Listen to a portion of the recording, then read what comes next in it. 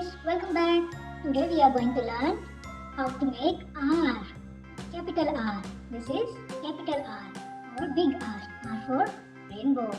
R for rainbow. And we will learn how to make R with colorful beads. Pink color. First we will make a standing line. Pink color.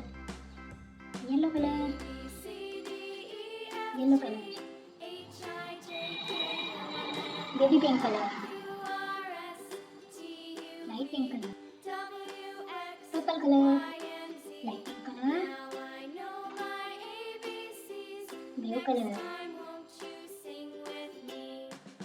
Yellow color. Yellow color. Pink color.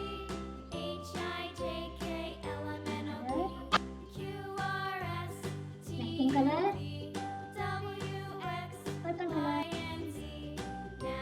So this is capital R. R for rainbow. R for rainbow. So you learn how to make R, standing line, and a curve, and a small slanting line. R. This is R. Very good, children.